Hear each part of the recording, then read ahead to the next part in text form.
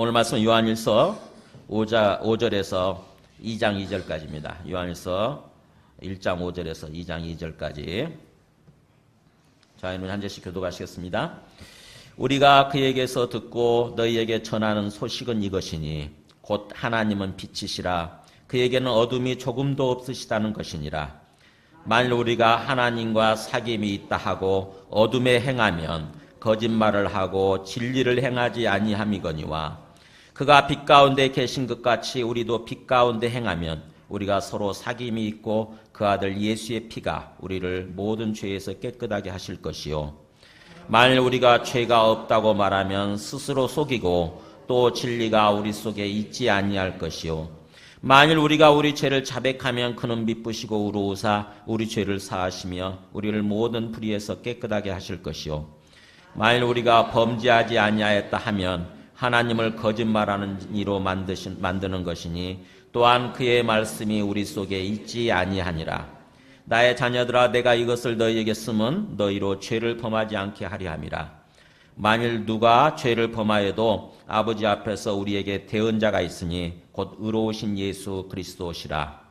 그는 우리 죄를 위한 화목제물이니 우리를 위할 뿐 아니요 온 세상의 죄를 위하심이라. 아멘. 앉으시겠습니다. 네, 오늘 말씀을 나누기 전에 한번 오늘 말씀과 관련된 간증을 하나 이렇게 보고 말씀으로 들어가겠습니다.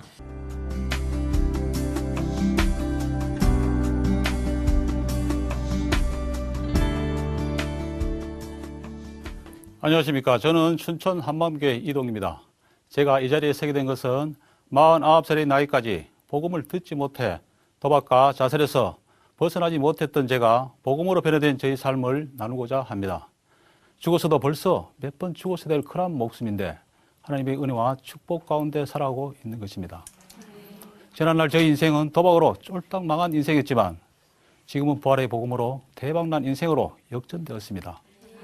여러분께서도 부활하신 예수님을 나의 주인으로 믿으시고 기쁨과 소망이 넘치는 가정 되시기를 기도드립니다.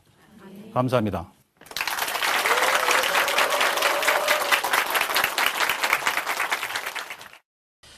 이분이 한 얘기 중에 우리 요한일서 지금 하고 있잖아요. 요한일서 그 5장 한번 넘겨보실래요? 5장 19절에 보면 요한일서 5장 19절에 또 아는 것은 우리는 하나님께 속하고 온 세상은 악한 자 안에 처한 것이며 이런 말이 나오죠. 그러니까는 지금 사도 요한이 우리가 분명히 알아야 되는 거, 알고 있는 건 뭐냐면은 우리는 하나님께 속해 있다고 하는 사실과 하나님을 믿지 않는 세상 사람들이죠. 온 세상은 악한 자 안에 처해 있다. 악한 자가 누굴까요? 네, 마귀요, 마귀. 그러니까는 우리 공중의 권세 잡은 자라고 그러잖아요. 참 이 세상을 주인 돼 가지고 이 세상을 이끌고 가고 있는 존재는 누구냐면 마귀예요, 마귀. 지금도 믿지 않는 사람들 속에 계속해서 뭔가 역사하면서 그들의 마음에 자꾸 뭔가 이렇게 생각을 불어넣어 가지고 마음이 역사를 하는 거죠. 그래가지고 그 사람들을 이끌고 가고 있습니다. 죄를 짓게 만들고 결국에는 그들의 삶을 파탄나게 만들고 가정을 깨지게 만들고 결국 영원한 멸망으로 사실은 이끌고 가고 있는 거죠. 사람들은 몰라요. 사람들은 그냥 내가 이거 선택한 것이고 내가 결정해서 내 인생 내가 살고 있는 거다 이렇게 생각할 수 있는데 사실은 그 사람들 속에 그 마음 속에 역사하고 있는 존재가 바로 악한 영 마귀라고 하는 거죠. 마귀. 그러니까는 안 보이니까 모르는 거죠. 하나님도 안 보이고 마귀도 안 보이니까. 근데 사실은 영적 세계, 영적 관점에서 보게 되면은 그렇다고 하는 것입니다. 우리 예수 믿는 사람들은 하나님이 이끌고 가고 계시고 성령을 통해서 우리 마음 가운데 생각을 불어넣으시는 거죠. 그래서 하나님께서 우리 삶을 생명 가운데로 기쁨과 평안 가운데로 인도해 주시고 그 다음에 믿지 않는 사람들은 자기도 모르게 마귀의 조종을 받아가지고 마귀가 조종하는 거예요. 마귀의 조종을 받아서 죄를 범하게 되고 그 다음에 또 어떤 영원한 멸망을 향해서 걸어가는 그런 삶이라고 하는 거죠. 지금 이분이 나중에 깨닫고 보니까 그런 생각이 들었다고 하지 않습니까? 계속해서 뭔가 왜 도박을 시작했냐면은, 뭔가 도박을 통해서 돈을 좀 한꺼번에 많이 벌고자 하는 그런 생각이 있었던 거죠. 그죠? 도박하면 돈이 한꺼번에 막 잘 벌릴 것 같고, 그러면은 그야말로 뭔가 행복하게 잘 살 것 같으니까 이렇게 했는데, 그게 안 된 거죠. 그죠? 그 다음에 나중에 그게 안 되니까 뭐예요? 자살해버려라. 너 왜 이렇게 사냐? 자살해버려라고 하는 그런 생각이 막 들었다지 않습니까? 그죠? 실제로 막 그런 어떤 그 보면은 악한 영에 사로잡힌 사람들 보면은 그런 소리를 듣더라고요. 보면은 불 속에 뛰어들어라, 차 속에 뛰어들어라 막 그런 소리 들린대요. 가지고는 자기도 모르게 그냥 그 뛰어들게 되는 거예요. 그러니까 죽게 되는 거죠. 근데 그게 이제 누가 그렇게 생각을 풀어뒀냐면은 자꾸 마귀가 그러는 거죠. 마귀가 이분이 나중에 예수님을 믿고 예수님을 통해서 영적 세계에 대해서 눈이 뜨고 보니까 진짜구나, 이게 진짜 영적 세계가 있구나, 이걸 깨닫게 됐다고 하는 거죠. 자, 오늘 우리 말씀에 들어가기 전에 지난주 1장 3절이죠 1장 3절 한번 말씀 보세요. 이 핵심 말씀이기 때문에 우리가 보고 들은 바를 너희에게도 전함은, 처음부터 다시 한번 시작. 우리가 보고 들은 바를 너희에게도 전함은 너희로 우리와 사귐이 있게 하려 함이니 우리의 사귐은 아버지와 그의 아들 예수 그리스도와 더불어 누림이라 이렇게. 무슨 말이에요? 네, 사귐이라고 하는 이 단어가 핵심입니다. 하나님 아버지와 더불어, 또 하나님 아버지 안에서 다른 사람들과 더불어 사귀는 삶, 교제하는 삶. 이게 바로 다른 말로 하면 영생의 삶이라고 하는 거죠. 영생의 삶. 그러니까 영생의 삶을 위해서 하나님께서 우리를 지으셨고, 영생의 삶을 위해서 우리를 또 택하고 불러주셨고, 구원해 주셨고. 그렇다고 한다면 우리의 삶의 초점이 그 영생의 삶에 맞춰져야 되는 거죠. 하나님과 더불어 사귀는 삶.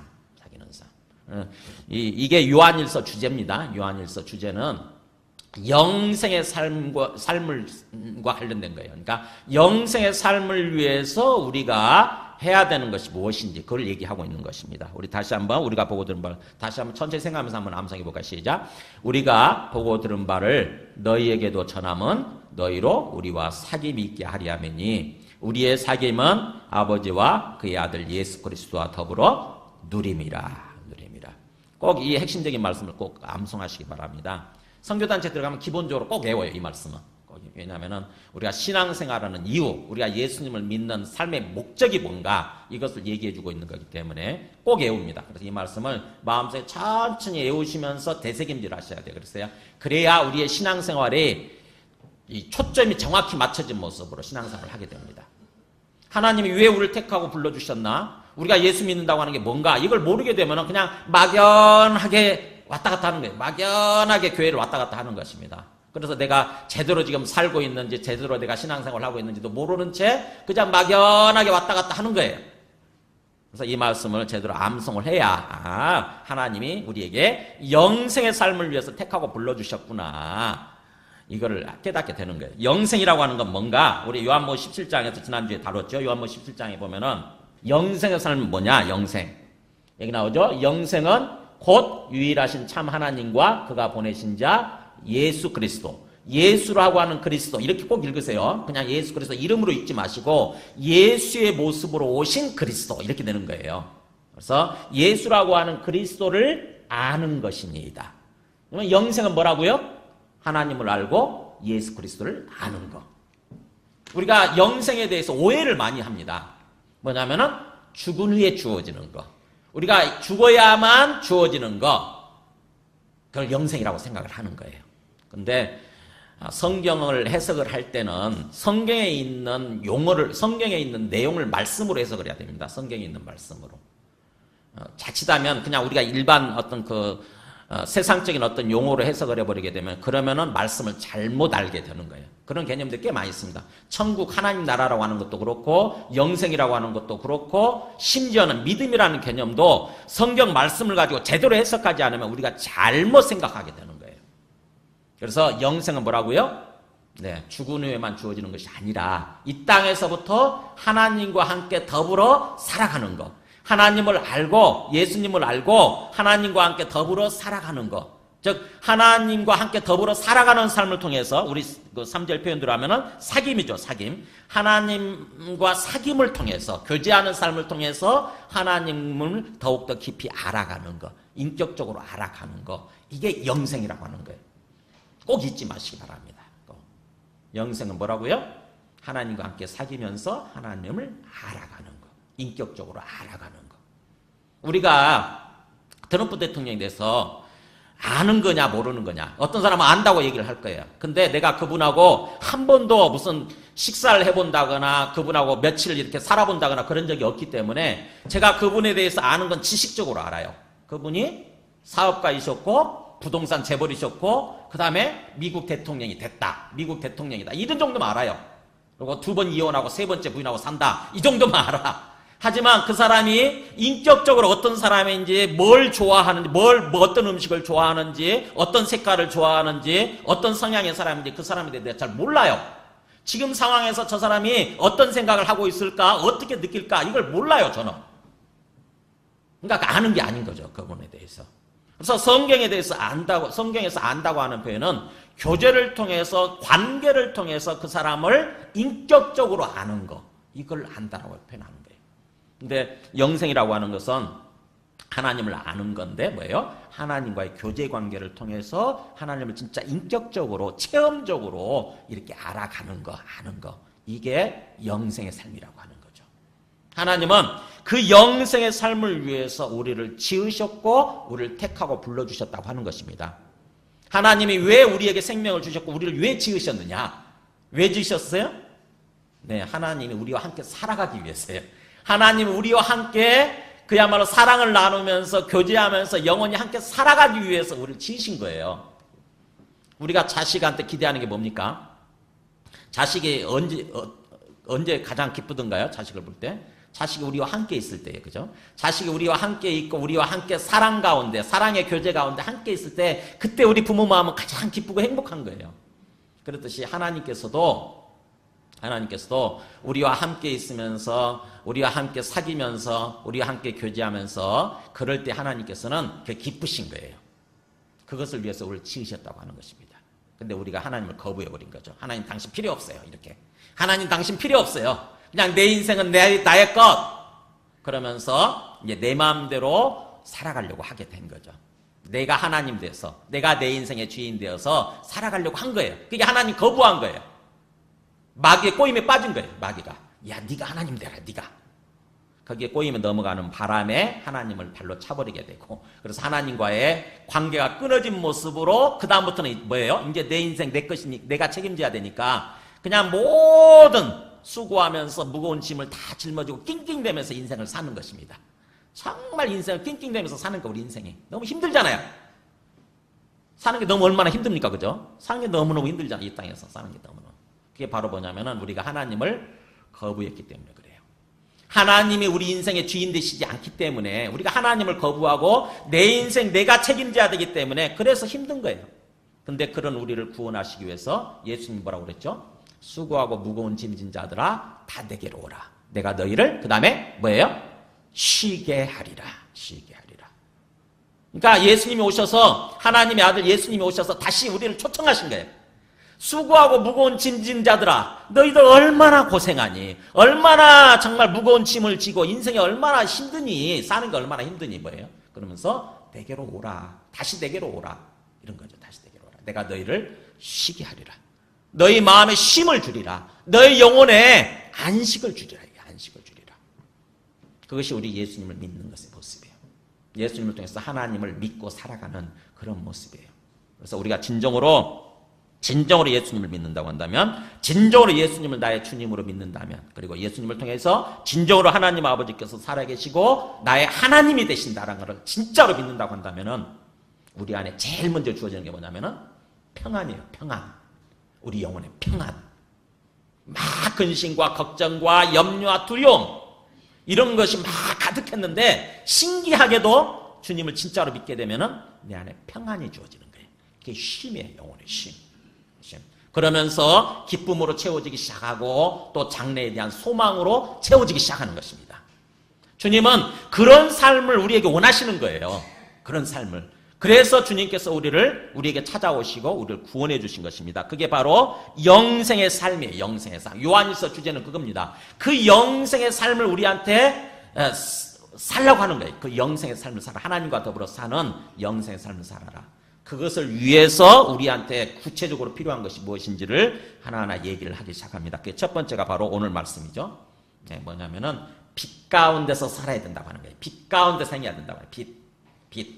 빛이 뭐냐? 어둠의 반대죠. 어둠의 반대. 그러니까 실제 어떤 그 빛과 어둠이 아니라 어떻게 보면 영적인 어둠과 빛이라고 얘기할 수 있죠. 하나님은 빛이시라고 하는 것입니다. 그래서 5절에 보면 그렇게 되어 있죠. 우리가 그에게서 듣고, 그가 누구죠? 이 땅에 오신 하나님의 아들 예수 그리스도예요. 하나님의 아들이신 예수 그리스도로부터 듣고 너희에게 전하는 소식은 이것이니, 하나님 아버지는 뭐예요? 빛이시라고 하는 것입니다. 우리가 예수님을 통해서 알게 된 게 하나님 아버지잖아요. 그죠? 근데 그 하나님 아버지는 예수님이 전해주시기를 뭐냐면은 그분은 빛이시다. 빛 가운데 계신다라고 하는 거예요. 빛 가운데. 온전한 빛 가운데 계시는 분이다. 그에게는 어둠이 조금도 없으시다는 것입니다. 이렇게. 그러니까 하나님은 어둠이 조금도 없으시다고 하는 것입니다. 무슨 말이냐면은 우리 디모데전서 6장 한번 보여주실래요? 디모데전서 6장에 보면은 이렇게 나와요. 하나님에 대해서. 기약 이르면 하나님이 그의 나타나심을 보이시리니. 그러니까 때가 되면 하나님이 그의 존재를 드러내실 거라고 하는 것입니다. 예수님이 이 땅에 다시 재림하실 때에 우리는 그때는 하나님을 직접 보게 될 거예요, 이제. 지금 안 보이잖아요, 그죠? 지금은 안 보여요. 영적 세계에 계시니까. 영으로 영적 세계에 계시니까 지금 우리 육안에 안 보이지만, 그러나 예수님이 다시 이 땅에 오시게 될 때는 직접 이제는 하나님을 보게 돼요, 우리가. 하나님을 직접 보면서 하나님과 더불어 그야말로 이제 진짜 영원한 삶이 시작이 되는 거죠. 진짜 영원히 행복한 삶이 시작되는 거예요. 그런 삶을 향해서 우리가 지금 가고 있는 건데, 그 하나님은 어떤 분이시냐? 복되시고 유일한 주권자이시며, 이렇게 나오죠. 하나님은 복되신 분이시다. 그러니까 하나님은 우리에게 복을 주기를 원하신 분이라고 하는 거죠. 이 복은 행복이 행복. 우리 영혼에 기쁨을 주고 행복을 줄 수 있는 복의 근원 되신 분이라고 하는 것입니다. 그러면서 그분은 유일하신 주권자이시다. 유일무이한 다른 존재는 없다고 하는 거죠. 오직 그분만이 우리의 주인 되신다고 하는 것입니다. 우리 생명의 주인 되시고, 우리 삶의 주인 되시고, 우리 가정의 주인 되시고, 온 세상의 주인 되시고, 유일한 주권자라고 하는 거예요. 부처님도 아니고, 공자님도 아니고, 마호메트도 아니고, 아무도 그분들이 온 세상을 지으신 주권자는 아니라고 하는 것입니다. 그냥 훌륭하신 분들이죠. 그분들도 훌륭하신 분이세요. 4대 성인 중에 한 명이니까. 훌륭하신 분이세요. 근데 하나님만은 진짜 온 세상을 지으신 유일한 주권자이시라고 하는 거죠. 그러면서 그분이야말로 만왕의 왕이시며, 만왕이라는 말이 모든 왕이죠. 세상에 왕이라고 불리우는 존재가 얼마나 많습니까? 근데 그런 모든 왕들 중에서 진정한 왕, 그리고 또 만주의 주시오. 또 세상에는 주님이라고 불리우는 존재가 굉장히 많이 있죠. 그죠? 근데 그런 모든 주님 중에서 진짜 주님이신 분. 그래서 그에게만 죽지 아니함이 있고, 하나님은 죽지 아니하세요. 하나님에게는 사망이 없어요. 영원토록 죽지 아니하시고 영원토록 살아계시고, 그 다음에 가까이 가지 못할 여기 뭐예요? 빛에 거하시고.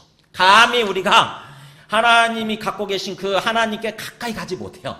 완전한 빛 가운데 계시기 때문에 자칫하게 되면은, 우리가 그렇잖아요. 태양만 해도 하나님 만드신 그 태양 있잖아요. 이 태양만 해도 조금 우리가 가까이 가면 어떻게 될까요? 이 지구가 일정 거리를 유지하면서 지금 공전하고 있는데, 태양 주변을 돌고 있는데, 만약 지구가 조금 삐끗해가지고 태양 가까이 한 1m 정도 가까이 가면 어떻게 될까요? 네, 그날부로 우리는 다 타 죽어요. 그날부로 우리는 다 타 죽게 되어 있습니다. 만약 1m만 좀 멀어지면 또 어떻게 될까요? 네, 그날부로 우리는 다 얼어 죽게 될 거예요. 하나님이 절묘하게 그 적당한 거리에 우리 지구를 놓아두신 거예요. 근데 그 태양마저도, 태양에 가까이 가게 되면 어떻게 됩니까? 우리가 타버리게 되고 눈을 멀게 되잖아요. 그런 반면에 하나님이 그 빛이신데, 빛이신 하나님께 가까이 가면 어떻게 되느냐? 우리는 감히 가까이 갈 수 없다고 하는 것입니다. 그냥 그대로 죽게 되는 거죠. 근데 그런 하나님은 그런 빛 가운데 거하신다고 하는, 빛 속에 계신다고 하는. 그러니까 하나님 빛이시다란 말은 바로 그렇게 빛 가운데 거하신다, 그런 뜻이에요. 그러니까 그분에게는 어둠이 조금도 없으시다고 하는 거죠. 그렇기 때문에 6절에 그랬잖아요. 만일 우리가 하나님과 사귐이 있다 하면서, 하나님을 알고 예수님을 통해서 하나님을 알고 하나님을 믿고 그래서 하나님과 사귀는 삶, 하나님과 교제하는 삶, 즉 영생의 삶이죠. 그렇게 하나님과 영생의 삶을 살아간다고 하면서 만일 우리가 어둠에 행하고 있다고 한다면 이 어둠은 뭐겠어요? 그야말로 죄겠죠. 죄. 그죠? 영적 어둠. 그야말로 어떤 우리가 죄라고 생각할 수 있는 온갖 것들 있잖아요. 남의 것을 훔친다거나 간음을 한다거나 살인을 한다거나 그런 것들도 죄지만 근본적으로 죄의 본질은 하나님을 부인하는 거죠. 하나님을 부인하고 내가 주인 되어서 내 욕심 가운데 살아가는 그런 모습. 그거를 습관적으로 행하는 거죠. 그냥 아무런 생각 없이 계속해서 그런 어둠 속에서 행하는 것입니다. 계속해서 죄를 범하고 있어요. 아무런 생각 없이. 그렇다고 한다면 여러분 생각해 보세요. 그 사람이 하나님을 믿는다고 그래요. 분명히 교회 다닌다고 해서 하나님을 믿는다고 그러는데 그 사람의 삶의 모습을 보게 되면은 온갖 거짓과 죄악 가운데 계속 있다고 한번 생각해 보세요. 그러면 여러분은 그 사람을 보면서 그 사람이 하나님을 믿는다고 생각하겠어요? 아니면 안 믿는다고 생각하겠어요? 네, 여기 답이 나오잖아요. 그렇게 하나님과 사귐이 있다고 하면서 어둠에 행하면 그 사람은 사실은 거짓말을 하고 있는 거다. 거짓말. 거짓말하는 거고 진리를 행하지 않고 있는 거다라고 얘기하는 거죠. 사실 진짜 하나님을 믿게 되면은요 자연스럽게 뭐예요? 죄가 없어지기 시작해요. 죄의 습관이 끊어지기 시작하고 자연스럽게 빛 가운데로 나오게 됩니다. 우리 삶의 빛으로 이렇게 채워지기 시작해요. 아까 이분도 그렇잖아요. 그렇게 도박에 중독에 빠져가지고 저 아무리 자기 힘으로 발버둥 쳐도 도박으로부터 벗어나기 어려웠잖아요. 계속 가정은 망가지고 그 다음에 자살하고 싶은 생각만 가득했지 않습니까? 근데 그랬던 사람이 하나님을 믿게 되니까 달라지잖아요. 완전히 달라지지 않습니까? 이제는 그야말로 다른 사람을 위해서 아직 복음을 모르는 진리를 모르는 사람을 위해서 살겠느라고 그렇게 그 정도로 얘기까지 하게 되지 않습니까? 도박에서 벗어났을 뿐만 아니라 다른 사람을 돕는 다른 사람들을 사랑으로 섬기는 삶을 살아가기로 다짐하는 거예요. 그러니까 우리가 하나님 믿는다고 그러면서 계속해서 내 습관적인 죄 옛날에 있잖아요. 하나님 믿기 전에 가졌던 죄의 습관을 끊지 못하고 계속해서 거기에 이렇게 주저앉아가지고 계속해서 눌러앉아가지고 그 죄를 범하면서 살고 있다. 그러면은 근본적인 문제는 뭐냐면은 내가 주님을 안 믿고 있을 수 있습니다. 안 믿는 것이죠. 그냥 머리로만 알 뿐이지 예수라는 존재가 있었다더라. 뭐 예수가 하나님의 아들이라고 주장했다더라. 예수님이 뭐 십자가에서 죽으시고 부활했다더라. 이렇게 지식적으로는 알고 있을 수 있지만 그러나 진정으로 그분을 나의 주님으로서 지금도 내 앞에 살아계시는 하나님의 아들 하나님으로서는 내가 안 믿고 있을 수 있어요. 그리고 우리가 참 주님을 믿는다고 그러면서도 사실은 또 순간순간 어떤 죄를 범할 수 있잖아요. 근데 그 죄를 범했을 또 사실은 진짜로 믿는다고 한다면은 그걸 회개하게 됩니다. 자백하고 회개하게 돼요. 그래서 오늘 말씀 보세요. 우리가 7절에 그랬죠. 그가 빛 가운데 계신 것 같이 우리도 빛 가운데 행하면 그가 진정으로 하나님이 빛 가운데 계신다고 했는데 하나님이 그렇게 빛 가운데 계신 것처럼 우리도 빛 가운데, 그러니까 죄가 아닌 빛 가운데 살고 있다고 한다면 그러면 뭐예요? 그렇게 살게 되면 우리가 서로 사귐이 있고 진정한 아까 말한 영생의 삶, 하나님과 서로 사귀면서 또 하나님 안에서 서로 우리 믿는 형제들끼리 서로 사귀면서 그런 삶이 진정으로 이루어진다고 하는 거죠. 우리 서로 사귐이 있고 그러면서 또 그 아들 예수의 피가, 하나님의 아들 예수님의 피가, 십자가에서 죽으신 그 하나님의 아들 예수의 피가 우리를 더욱더 모든 죄에서, 남은 죄 있죠. 모든 죄에서 깨끗하게 하실 거라는 것입니다. 영적 선순환이라고 얘기해요. 영적 선순환. 처음에 예수님을 믿게 됐어요. 그러면서 이게 내가 잘못된 삶을 살고 있었구나라고 예수님을 믿게 되면서 생각하죠. 그래서 죄를 회개하고 예수님을 믿어요. 제가 그동안 잘못 살았습니다. 이제부터는 진짜 제대로 살겠습니다. 예수님을 믿고 하나님을 모시고 그렇게 살겠습니다. 이렇게 죄를 회개하고 믿어요. 그 다음부터 이제 하나님과 교제하는 삶이 시작되죠. 이렇게 예배를 통해서 기도를 통해서 계속 하나님과 교제하면서 삶을 삽니다. 영생의 삶을 살죠.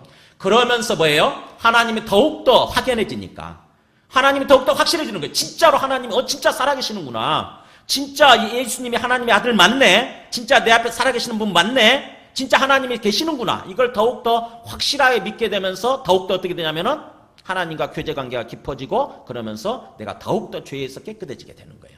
더욱더 죄악된 삶의 습관들이 끊어집니다. 더욱더 의로워지고요. 더욱더 빛 가운데 행하게 됩니다. 지금 그 얘기를 하는 것입니다. 영적 선순환이 이루어진다고 하는 것입니다. 근데 내가 만약에 주님을 믿는다고 그러면서도 계속해서 제 가운데 행하고 있다고 한다면 우리의 믿음을 점검하라고 하는 거죠. 믿음. 진짜로 내가 믿고 있는지. 진짜로 내가 살아계신 하나님을 믿고 있는지. 우리의 믿음, 우리의 구원을 점검하라고 하는 것입니다.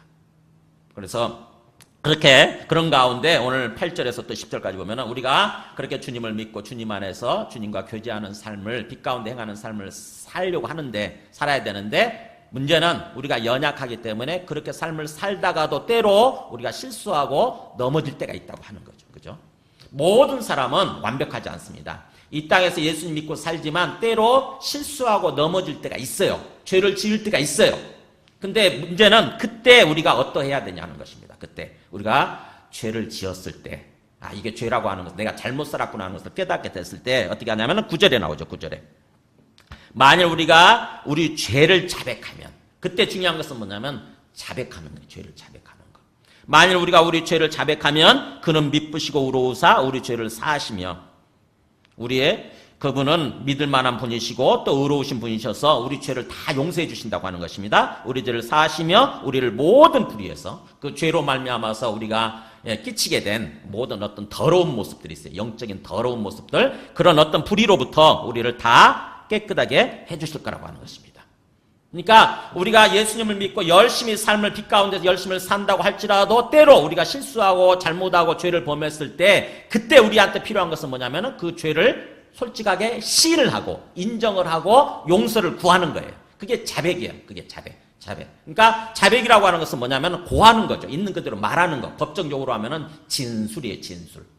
그러니까 우리가 죄를 범했을 때 단순히 상대방으로부터 뭔가 죄를 지적당할 수 있잖아요. 내가 이렇게 버스를 타고 가다가 우리가 잘못 뒷걸음질치다가 다른 사람이 발을 밟았다고 한번 생각해 보세요.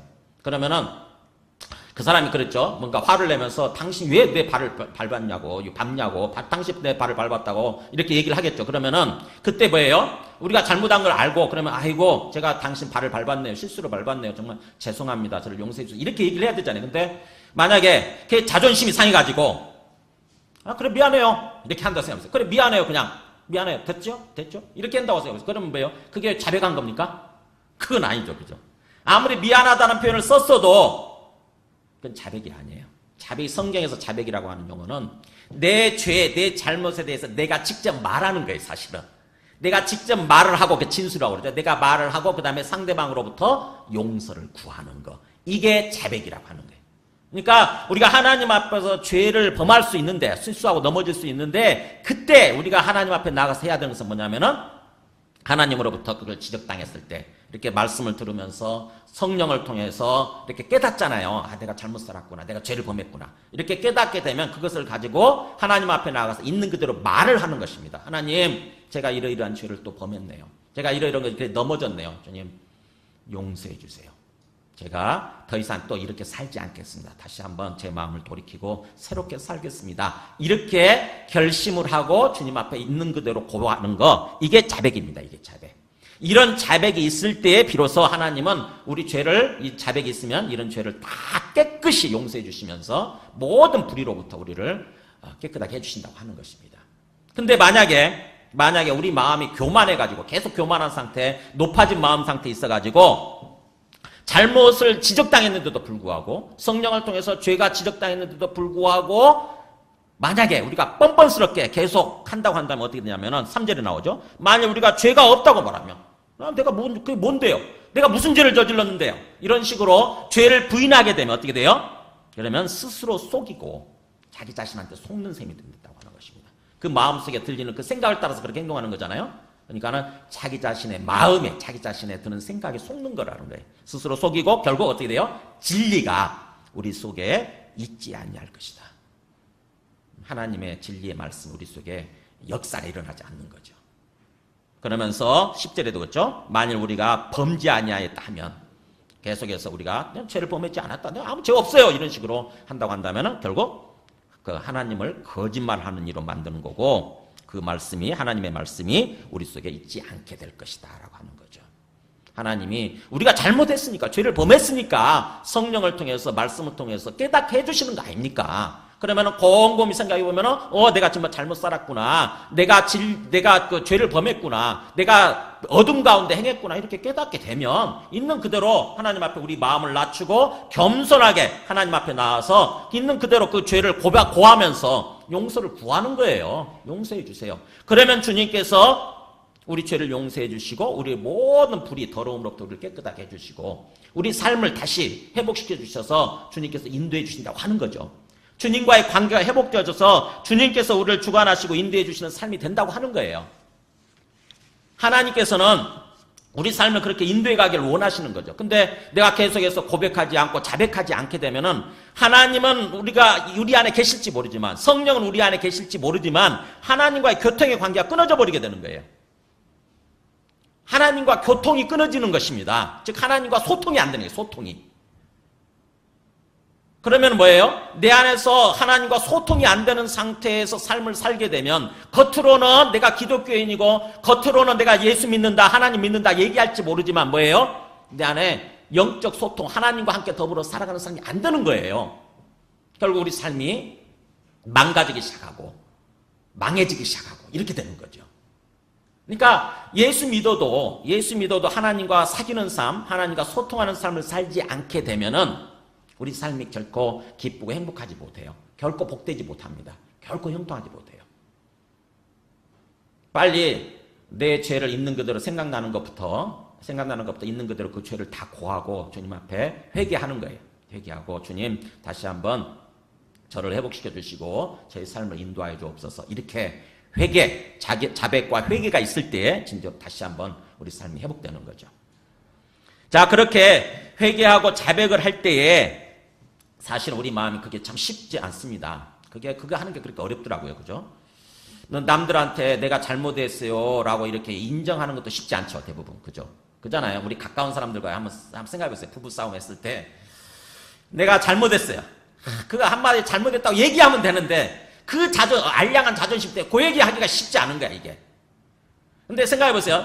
상대방이 내가 잘못한 게 아니라 상대방이 잘못했어요. 근데 그래서 상대방이 뭔가 좀 사과할 줄 알고 있는 그대로 잘못을 시인하고 사과하기를 기다리는데 안 그런다고 하면 생각해 보세요. 상대방이 자존심 세가지고 계속해서 그걸 인정하지 않는 거예요. 그럼 어떻게 되죠, 우리 마음이? 네, 부부가 돼서 한 집에 살지는 모르지만 우리 마음이 소통이 안 되잖아요. 한 마음이 되지 못해요. 한 마음이. 인격적인 교통이 일어나지 않습니다. 그러면 뭐예요? 네, 지옥이에요. 지옥. 우리 마음이 지옥입니다. 우리 마음이 깨지고 그래서 우리 관계가 깨지고 그러면서 어떻게 되죠? 우리 삶이 깨지기 시작해요. 우리 삶에 죽음의 현상이 찾아오기 시작해요. 죽음의 그림자들이. 근데 상대방이 깨닫고 딱 한마디야. 여보, 사실 내가 알고 보니까 내가 이렇게 잘못했네. 여보, 미안해. 용서해줘. 이렇게 하면 어떻게 되죠? 기가 막히게 그 순간 다 회복되잖아요. 그렇죠? 다 용서가 되고 다 회복이 돼요. 언제 그랬냐는 듯이. 근데 그거를 못해. 그거를. 부부관계에서 뿐만 아니라 우리 부모 자식 간의 관계에 있어서도 마찬가지고요. 우리 모든 사람들과의 관계에 있어서 마찬가지예요. 내가 잘못했으면 그 한마디면 됩니다. 진짜 있는 그대로 가서 내가 이렇게 잘못한 것 같다고 나를 용서해달라고 이렇게 한마디만 되면 그러면 모든 게 다 회복되는 거예요. 근데 그게 그렇게 어렵다고 하는 거죠. 우리 죄성 때문에 그래요. 우리 속에 있는 그 알량한 자존심, 그 자존심 죄성에 입각한 거거든. 내가 높아지려고 하는 생각이니까. 내가 주인 되고 내가 하나님 되려고 하는, 내가 높아지려고 하는 그 자존심, 그게 죄성이거든요. 그것 때문에 그걸 못하는 거예요. 다른 사람들 앞에 가서 솔직히 내 잘못을 인정하는 게, 그래서 사과하는 게 그렇게 이게 쉽지 않아요. 사과하면 되거든, 사실은. 진짜 사과하면 모든 게 되는데 그걸 못해요. 근데 오늘 말씀 보세요. 2장 1절 2절 보면은 우리가 그렇게 사과할 때, 우리가 그렇게 잘못을 자백을 하고 용서를 구할 때 우리를 도와주시는 분이 계신다고 하는 것입니다. 하나님 앞에서, 하나님과의 관계에 있어서 보세요. 나의 자녀들아, 내가 이것을 너희에게 쓰면 너희로 죄를 범하지 않게 하려 함이라. 이제 기본적인 이 말씀을 지금 주는 이유는, 이 말씀을 하고 있는 이유는 기본적으로 죄를 범하지 않는 삶, 빛 가운데 행하는 삶을 위해서 이 말씀을 하고 있는 건데, 그렇다 할지라도 만일에 혹시 우리가 누가 죄를 범하여도, 그러니까 우리가 죄를 범하고 자백을 해야 될 때, 사과를 구하고 사과하고 그래야 될 때 아버지 앞에서 우리에게 대언자가 있으니, 우리를 대신해서 얘기해 주시는 우리의 중보자, 우리의 변호사가 있다고 하는 것입니다. 우리의 변호자. 그게 바로 누구냐면 곧 의로우신 예수 그리스도시라. 그러니까 이게 누구냐? 한번 그 로마서 8장 보여주실래요? 로마서 8장 34절에 보세요. 예수님이 우리를 위해서 지금 중보하고 계시는데요. 우리가 잘못을 범할 때마다 우리를 위해서 중간에서 이렇게 대언해 주시는 분이 계신 여기 나오죠. 누가 정죄하려 그러면서 죽으실 뿐 아니라 다시 살아나신 이는 그리스도 예수시니 이 땅에 오셔서 십자가에 죽으실 뿐만 아니라 다시 살아나셔서 부활하셔서 계시는 그분이 그리스도이신 예수신데 구원자이신 예수님이신데 그는 하나님 우편에 계신 자요. 부활하신 다음에 뭐예요? 하늘로 올라가시잖아요. 그래서 하나님 우편에 지금 계시고 그 다음에 그분이 우리를 위하여 간구하시는 자시니라. 하나님 우편에 뭐하고 계시냐? 하나님하고 바둑두고 계시는가? 아니요. 우리를 위해서 기도해주고 계시는데요. 우리가 잘못을 범할 때마다 우리가 잘못을 범하고 하나님 앞에 가서 자백하고 회개해야 될 때마다 용서해 주세요. 그렇게 얘기해야 될 때마다 우리를 도와주고 계시는 우리를 위해서 대신 변호해 주시고 대신 말씀해 주고 계시는 이가 계시다고 하는 것입니다. 그분이 바로 그리스도 예수님이시래요. 그분이 어떻게 변호하실까요? 우리를 위해서 네 여기 나오잖아요. 그는 우리를 위해서 죽으셨고 그 다음에 다시 살아나신 분이세요. 우리가 뭐예요? 우리가 죄를 범할 때마다 예수님께서 하나님 아버지 재판장이신 하나님 아버지를 향해서 그렇게 얘기하는 거예요. 바로 저 사람의 바로 그 연약함, 바로 저 죄를 위해서 내가 죽었노라고. 그렇기 때문에 저 사람을 용서해달라고. 이렇게 변호해 주신다고 하는 것입니다. 예수님의 죽으심은 바로 우리의 연약함들을 위해서 우리의 죄 때문에 죽으신 거거든요.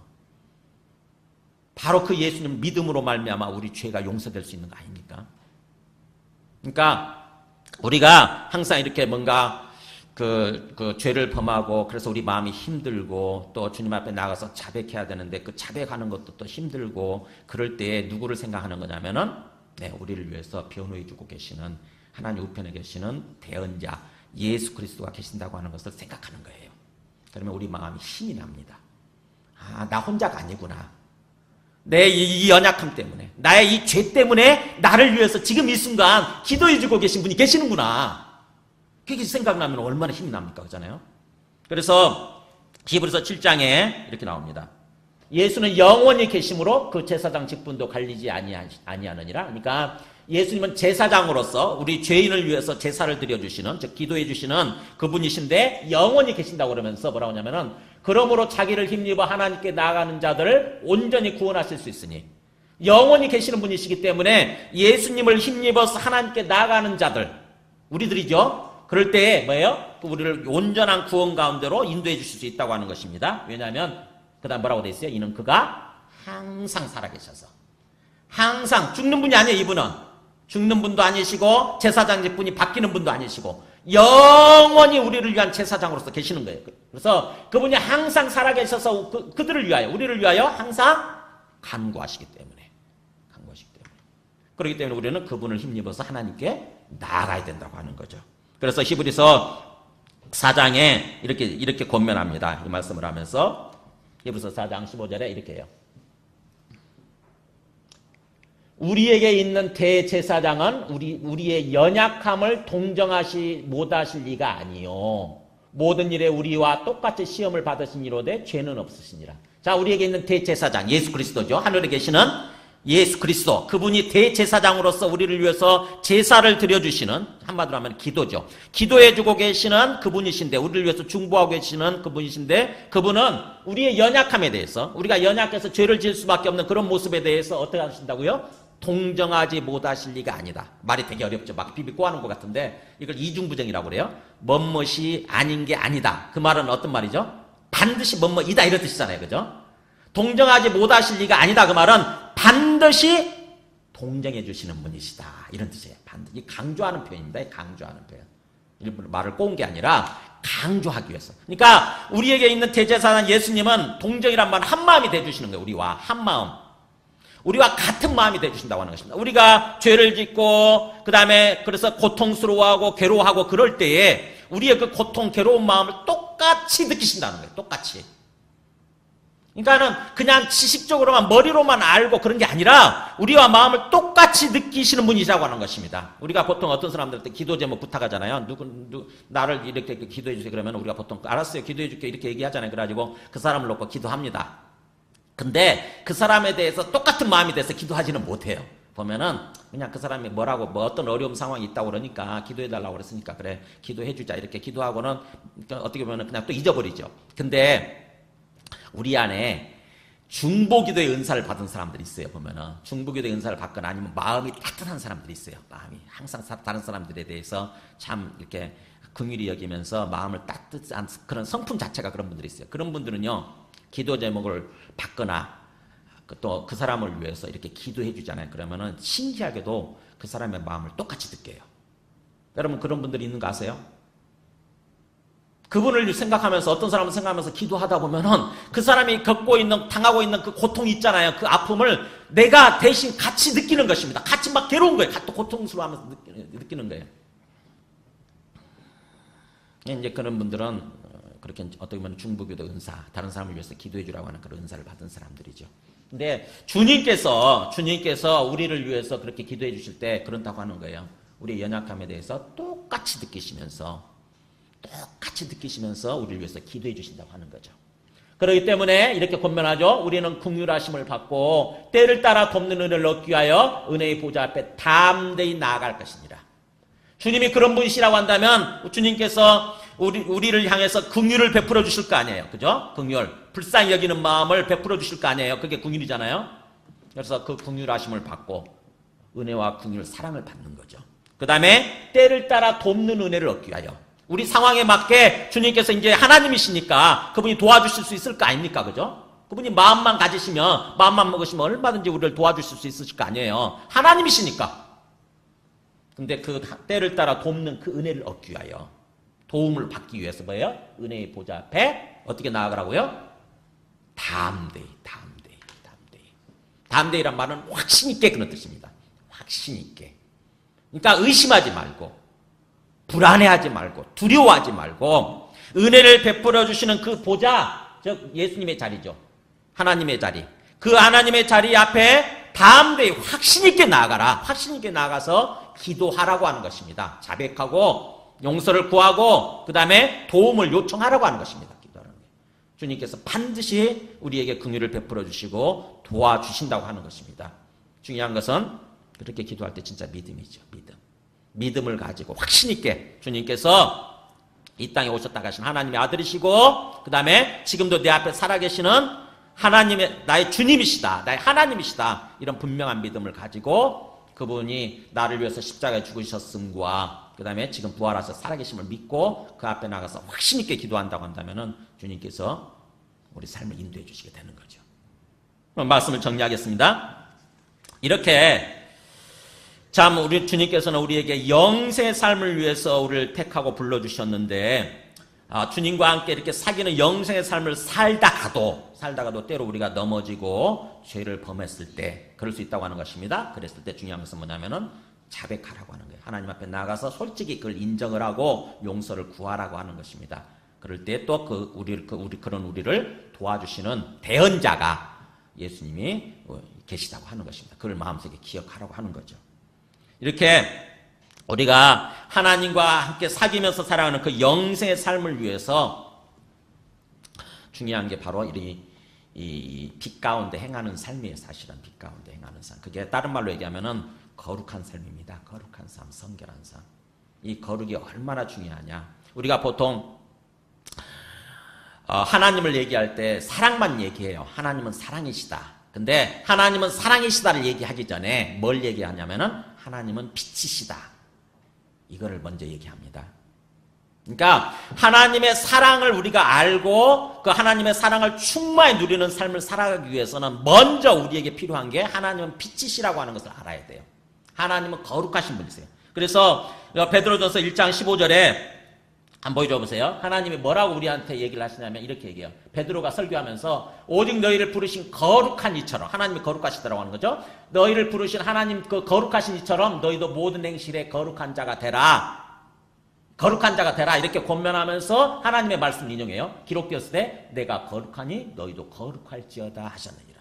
하나님이 뭐라고 말씀하시냐면 내가 거룩하니 너희도 거룩할지어다 이렇게 말씀을 하세요. 하나님은 거룩하시다고 하는 거예요. 하나님은 빛이시라고 하는 거예요. 그렇기 때문에 우리가 하나님을 만나기 위해서는, 그리고 하나님과 사귀는 교제의 삶을 살아가기 위해서는 사실은 우리가 빛 가운데로 나아가야 돼요. 거룩해져야 돼요. 우리가 거룩해져야 돼요. 이게 안 되면, 이게 전제가 되지 않으면 절대로 우리는 하나님을 진정으로 만날 수가 없어요. 진정으로 하나님을 알 수가 없어요. 하나님과 교제하는 삶이 안 됩니다. 그래서 다른 거 사랑을 얘기하기 전에 먼저 거룩을 얘기해야 돼요. 거룩.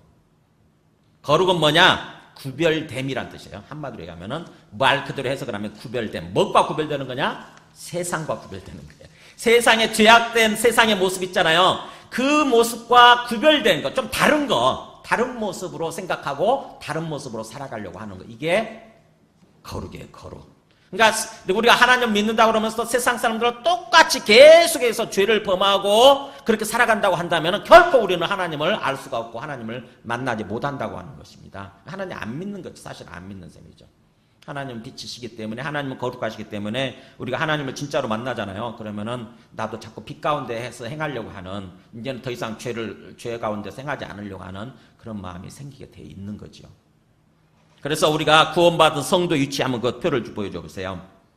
우리가 항상 우리 위치를 알고 살아가야 되는 게 이거예요. 여기 지금 여기 가운데 줄이 그어져 있죠. 잘 안 보이시겠지만 이렇게 줄이 그어져 있습니다. 가운데 줄의 왼쪽은 하나님이 계신 곳이에요. 하나님이 계신 곳. 그러니까 하나님 계신 곳은 한마디로 특징 얘기하면 거룩이에요. 거룩. 그래서 영생의 삶이 주어지게 돼 있어요. 반면에 이 오른쪽 있잖아요. 오른쪽은 이 세상이에요. 이 세상은 성경에서 속된 것이라고 표현되어 있어요. 속된 것. 세속이라고 그러잖아요. 세속. 그러니까 이 거룩과 속된 것이 서로 반대되는 거예요. 사실은. 속된 것. 그러니까 이 세상은 속된 세상이에요. 속된 세상. 근데 이 세상, 속된 세상은 두 가지로 구분이 됩니다. 하나는 정결한 쪽하고 그 다음에 한쪽은 부정한 쪽, 더러운 쪽이에요. 그러니까는 세상 사람들은, 하나님을 믿기 전에 세상 사람들은 이 부정한 쪽에 속해 있어요. 하나님을 전혀 모르기 때문에 계속 죄악을 범하면서 죄의 습관 가운데 살아갑니다. 그렇게 되면은 최종 결론은 뭐냐면 영벌이에요. 여기 영벌, 즉 영원한 불못이죠. 영원한 불못으로 들어가게 되어 있는 그런 삶이죠. 우리가 이쪽에 속해 있었어요. 근데 예수님이 십자가죠. 예수님이 오셔서 우리 죄를 위해서 죽으시고 부활하심으로써 그분이 하나님의 아들이신 것을 보여주시면서 우리를 초청하신 거예요. 그런 죄악 가운데서 영원한 멸망으로 가는 삶을 살지 말고 이제 이쪽으로 나와라. 그래서 우리를 택하고 불러주신 것입니다. 그래서 십자가를 통해서 우리가 이쪽에 속해 있다, 이쪽으로 온 거예요. 하나님의 백성이죠. 이제 우리가 그리스도인들, 예수 믿는 사람들은 지금 이 세상 속에서 살고 있지만, 사람들은 안 믿는 사람들과 똑같이 섞여서 살고 있지만 영적으로 보면 이렇게 구분되어 있어요. 우리가 구분된 자입니다. 그래서 우리는 이제 정결한 영역에 속해 있으면서 이제 그냥 하나님을 바라보면서 계속 거룩을 향해서 나아가는 거예요. 거룩을 향해서. 거룩하신 하나님을 바라보면서 거룩을 향해서 계속 나아가는 것입니다. 하나님과 교제하고 하나님과 사귀는 삶을 살기 위해서. 그래서 우리 앞에 계시는, 고개를 들어서 화살표로 되어 있죠? 우리 앞에 계시는, 비록 영적 세계에 계시니까 이게 영적 칸막이거든요. 이게 영적 칸막이가 쳐져 있어서 하나님이 직접 보이지는 않지만, 예수님이 직접 보이지는 않지만 우리 앞에 계시니까 그분을 바라보면서 사는 거예요. 그분을 바라보면서 고개를 올려서 우리 앞에 하나님이 살아계시는 것, 주님이 계시는 것을 믿고 그분을 바라보면서 사는 것입니다. 그게 하나님과 사귀는 삶이고 그게 영생의 삶이에요. 그렇게 되면 자연스럽게 죄의 습관들이 끊어지고요. 신기하게도 우리 안에 기쁨이 주어지고 평안이 주어지고 또 소망이 충만한 삶이 되는 거예요. 주님께서는 그 삶을 위해서 우리를 지금 택하고 불러주신 것입니다. 그래서 히브리서 12장 2절 마지막 말씀 정리하겠습니다. 믿음의 주요 또 온전하게 하시는 이인 예수를 바라보자. 네. 항상 믿음의 주님이시고 우리를 온전하게 만들어주시는 분이신 예수님을 항상 바라보자. 항상 믿음의 눈을 들어서 예수님을 바라보는 삶을 살아가려고 하는 거, 예수님을 의식하는 거죠. 그리고 예수님과 교통하는 거예요. 그게 바로 하나님과 사귀는 영생의 삶이에요. 그럴 때 그분이 우리를 온전하게 만들어주신다고 하는 거죠. 그분은 이 땅에 오셨다가 하나님 우편에, 지금 보좌 우편에 앉아 계시는 거죠. 스데반이 죽을 때, 사도행전 7장 55절에 보면은 스데반이 죽을 때 그걸 경험하지 않습니까? 하나님이 평소에 우리도 그 스데반도 우리와 똑같이 평소에 하나님을 봤던 사람은 아니에요. 봐면 이상한 사람이, 정신 이상한 사람이지. 안 보이는 게 당연하죠. 근데 죽을 때 놀라운 체험을 한 게 뭐냐면 이거예요. 스데반이 돌에 맞아 죽을 때 성령 충만하여 하늘을 우러러 주목하여 갑자기 하늘에 이상한 현상이 생기니까 이렇게 하늘을 뚫어지게 쳐다본 것입니다. 하늘 뚫어지게 쳐다보는데 갑자기 뭐가 보이냐면은 하나님의 영광과 및 예수께서 하나님 우편에 서신 것을 보고, 하나님의 영광, 이게 빛이에요. 빛 가운데 계시는 하나님의 그 보이는 거죠. 하나님의 영광의 빛이 보이면서 그 오른편에 누가 계시냐면은 예수님이 계신 거예요. 이 땅에 오셨다 가신, 하늘로 올라가신 예수님이 하나님 우편에 서 계신 게 보이는 거예요. 그러면서 이렇게 외치죠. 보라! 하늘이 열리고, 아까 하늘이 뭐죠? 이게 영적 칸막이라고 그랬죠. 영적 칸막이. 영적 칸막이가 평소에 쳐져 있으니까 안 보이거든요. 근데 그게 열어주시니까 그 하늘이 열리고 인자가, 즉 예수님이 하나님 우편에 서신 것을 보노라. 하나님이 특별히 지금 돌에 맞아 고통 가운데 죽어가고 있는 스데반을 향해서 보여주신 거예요. 그 세상이 전부가 아니다라고 한 거예요. 지금 그 세상이 전부가 아니다. 그러니까 걱정하지 마라. 너는 곧 이쪽으로 오게 될 거다. 이렇게 평안하게 죽을 수 있도록 하나님께서 보여주신 것입니다. 그렇다고 한다면은 스데반한테만 그 해당되는 얘기예요? 아니면 우리한테 해당되는 얘기? 이게 모두에게 다 해당되는 얘기예요. 지금 안 보이죠? 다 안 보이는 게 정상이에요. 그렇지만 하나님의 말씀을 통해서 예수님이 하늘로 올라가신 예수님이 바로 우리 앞에 계시는구나. 하나님의 보좌가 있고 하나님의 영광의 보좌가 있고 그 오른편에, 그 우편에 예수님께서 계시는구나. 우리를 위해서 간구하고 우리를 위해서 대언하고 계시는구나. 이거를 믿음으로 받아들이고 항상 그런 삶을 사는 거예요. 그게 믿음의 삶이에요. 그게 믿음의 삶. 그게 연습해보세요. 한번. 그게 이루어질수록 더욱더 하나님 우리 앞에 살아계신 게 선명해집니다. 선명해져요. 이게 진짜구나. 이게 진짜구나. 진짜 하나님이 살아계시는구나. 내 앞에. 진짜 하나님이 살아계시는 거 맞구나. 진짜 하나님이 계시는구나. 이게 진짜 실제가 되면, 영적으로 실제가 되면서, 그러면서 더욱더 주님과 교제하는 게 얼마나 기쁜지 몰라요. 주님 앞에 나와서 기도할 때 있잖아요. 그렇게 좋아요. 기도할 때. 기도가 어려운 게 아니라, 힘든 게 아니라, 기도할 때 정말 우리 영혼이, 기도는 호흡이라고 그러는데, 영혼의 호흡이라고 그러는데, 우리 영혼이 숨을 못 쉬고 있다가, 기도하지 않을 때는 숨을 못 쉬고 있는 거죠. 숨을 못 쉬고 있다가 주님 앞에 나와서 호흡하잖아요. 그렇게 좋아요. 1시간이고 2시간이고 너무너무 좋아요. 우리 마음에 그 모든 힘든 마음들이 다 걸러지면서 기쁨이 주어지기 시작하고요. 평안이 주어지기 시작하고, 우리 안에 있는 어떤 사람들에 대한 어떤 미움과 원망이 사라지고, 사람들에 대한 어떤 긍휼한 마음이 부어지고, 사랑으로 부어지고, 그런 가운데서 주님이 이런 삶을 원하시는구나. 이걸 깨닫게 되는 거예요. 주님이 정말 우리와 함께 이렇게 살아가기를 원하시는구나. 주님께서는 우리에게 그런 삶을 원하신다고 하는 것입니다. 그게 영생의 삶이에요. 그 영생의 삶을 위해서 이 요한일서 말씀을 주신 거예요. 첫 번째는 빛 가운데 행하는 거, 거룩한 가운데 나아가는 거예요. 그것은 곧바로 죄를 다 자백하고 하나님을 하나님으로, 주님을 주님으로 온전히 내 마음속에 받아들이는 것. 그래서 주님과의 관계가 다시 회복되는 것. 그것이 거룩이에요. 그게 거룩. 우리 함께 찬송하고 기도하겠습니다. 420장.